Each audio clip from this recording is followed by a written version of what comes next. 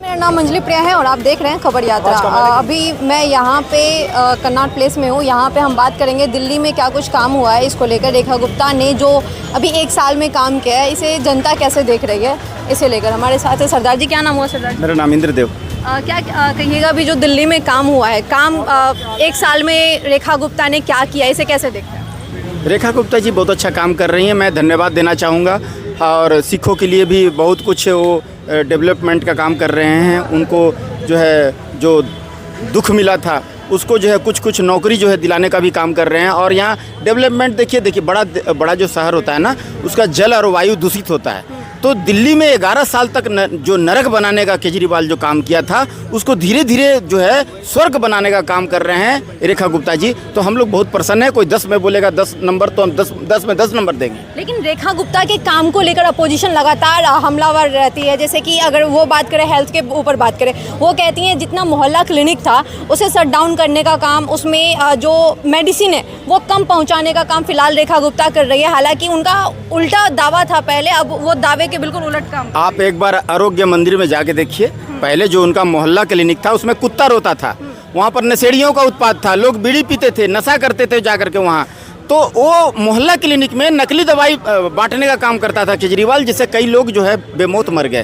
तो वो अपना बात ना कहें अपने कार्यकाल के दौरान, वो सिर्फ और सिर्फ यहाँ झूठ फैलाए हैं। केजरीवाल का काम है सुबह नाश्ता कर करके 12 बजे एक प्रेस कॉन्फ्रेंस तगड़ा सा करेगा, सबको पैसा देता है मीडिया वाला को, सबको प्रेस कॉन्फ्रेंस कर करके, और पंजाब का जो है सरकारी हेलीकॉप्टर मंगाएगा और जाकर के उड़ जाएगा सब जगह, अपना चुनाव प्रचार कर करके आकर के, और रात में 56 करोड़ का शीश महल में जाकर सो जाएगा। यहाँ का आवाम का पॉकेट काट करके 56 करोड़ का शीश महल बना लिया मैडम।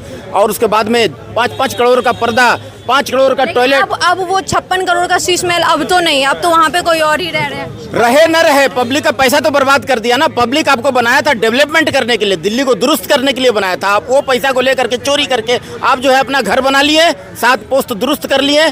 यहाँ पर आपको आवाम बनाया था, आपको सीएम बनाया था दिल्ली को सही बनाने के लिए, स्वर्ग बनाने के लिए, दिल्ली को डेवलपमेंट करने के लिए। रेखा गुप्ता 1 साल से हैं सर, ठीक है। अब रेखा गुप्ता के हम काम के ऊपर बात करते हैं, हम हेल्थ के ऊपर बात करते हैं, एजुकेशन के ऊपर बात करते हैं। आप एजुकेशन को कैसे देखते हैं कि एजुकेशन में काम क्या हुआ? क्योंकि हेल्थ में तो लगातार अपोजिशन घेर ही रही है, एजुकेशन को लेके भी घेर रही है। देखिए, आपको अगर मैं दे दूं हेलीकॉप्टर उड़ाने के लिए, तो आप भी तुरंत हेलीकॉप्टर नहीं उड़ा पाएंगे।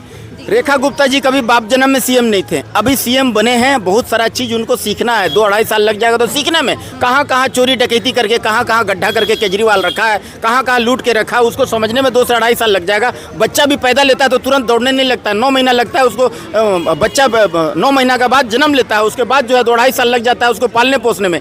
वैसे ही रेखा गुप्ता जी अभी नया सीएम बने हैं, उनको हर चीज़ समझने में कहाँ कहाँ क्या है उसको टाइम लगेगा। भाई साहब साइड से मुस्कुरा रहे हैं कि क्या मतलब कहिएगा कि 9 महीने मतलब लगते हैं बच्चों को आने में, ये बता रहे हैं, तो क्या नहीं, ये तो बायोलॉजिकल फार्म है, उस 9 महीने तो बाहर आने। क्या मुख्यमंत्री को भी सीखने का समय देना चाहिए, मतलब बनने के? नहीं, एकदम देना चाहिए। 24-25 सालों तक जो है लगभग भारतीय जनता पार्टी सत्ता से दूर रही है दिल्ली के।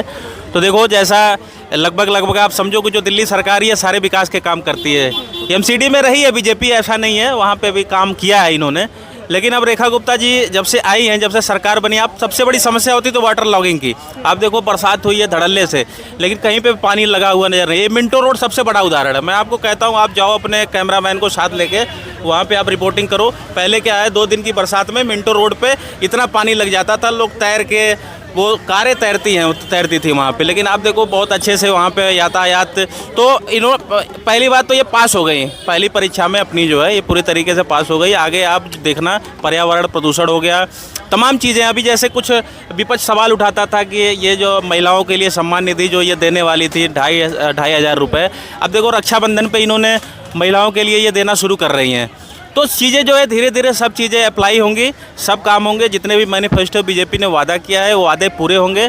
आप देखते रहिए। हाँ, थोड़ा समय देना पड़ेगा इन्हें, धीरे धीरे चीज़ों को समझने में, बजट बनाने में, सारी चीज़ों में, टैक्स का कलेक्शन। मैनिफेस्टो में जे कॉलोनी को लेकर भी काफ़ी कुछ था कि वहाँ के लोगों के लिए काफ़ी कुछ किया जाएगा, घर भी दिया जाएगा, वहाँ पे पानी, साफ़ पानी पहुँचाया जाएगा, खाना भी पहुँचाया जाएगा, 5 रुपये में अटल जो भोजनालय था।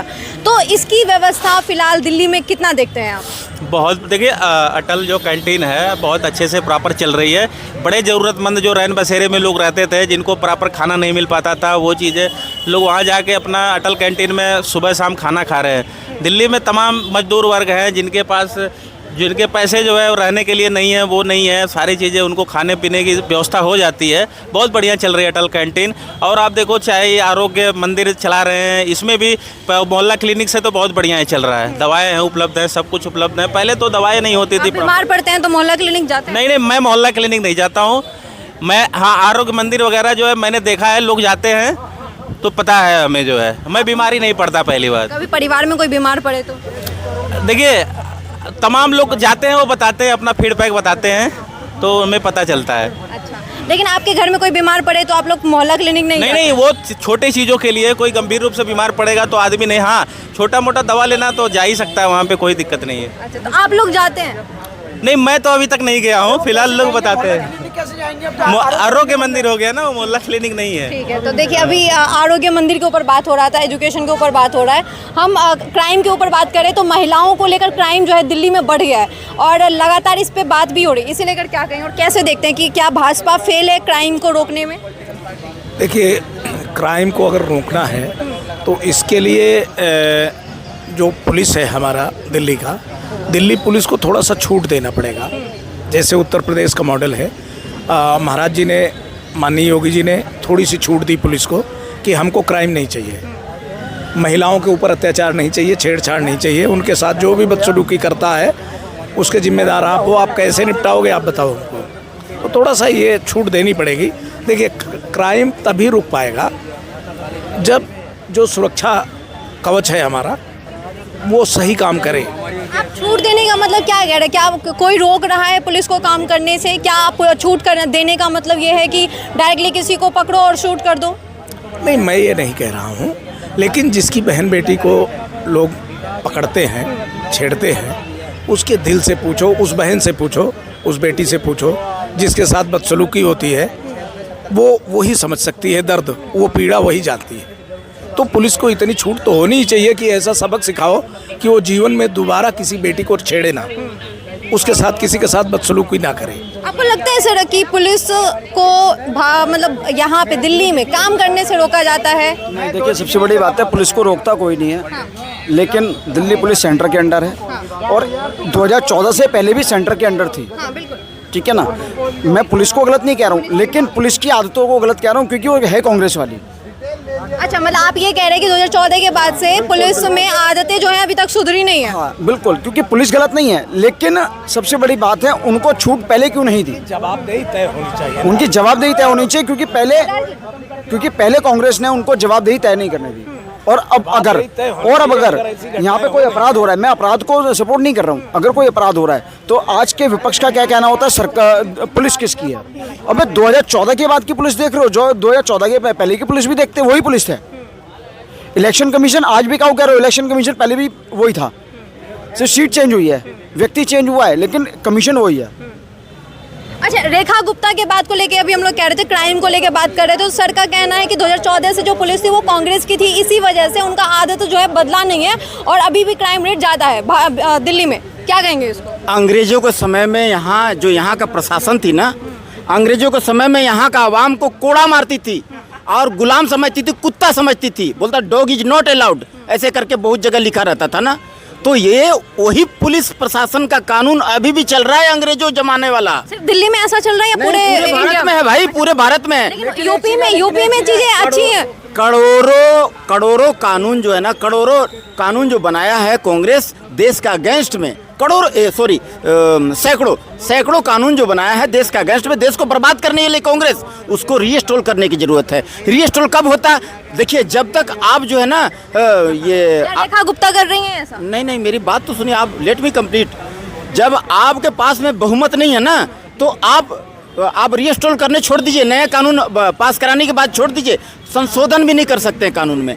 तो ये इसलिए मोदी जी बोले थे कि हमको 400 पार दीजिए, हम 400 पार नहीं दिए। सरदार जी देखिए, बात हम लोग कर रहे हैं दिल्ली के क्राइम के ऊपर। रेखा गुप्ता अभी साल भर हो गया है, उससे ज़्यादा हो गया।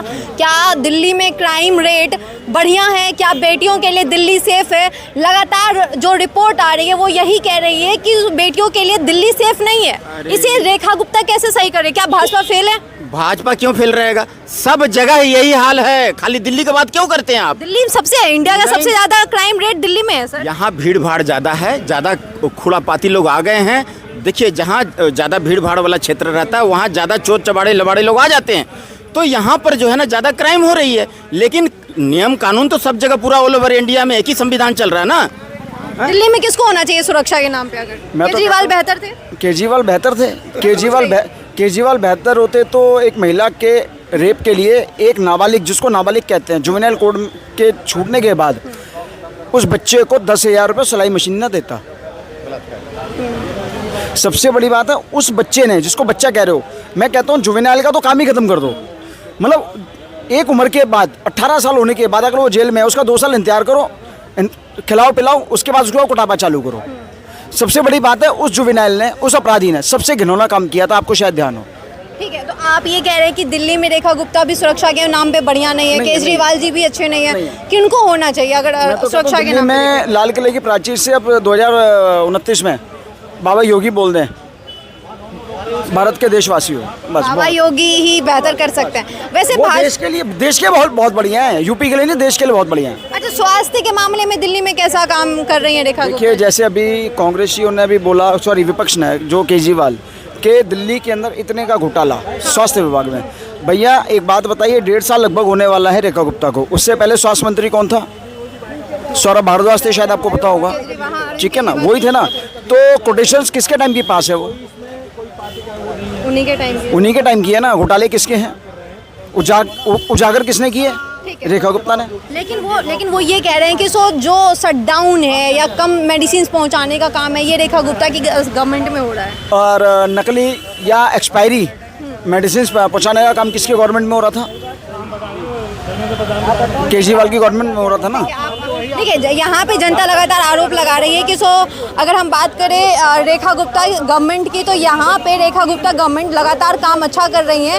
लेकिन जब हम सुरक्षा के पैमाने के ऊपर बात करते हैं, सुरक्षा को लेकर बात करते हैं दिल्ली में, तो कहीं ना कहीं रेखा गुप्ता के ऊपर अभी भी सवाल उठ रहे हैं। हालांकि अभी 1.5 साल हुए हैं और जनता कई मायनों में रेखा गुप्ता से उम्मीद लगा रही है कि आने वाले दिनों में वो और भी बेहतर काम कर सकती है। धन्यवाद।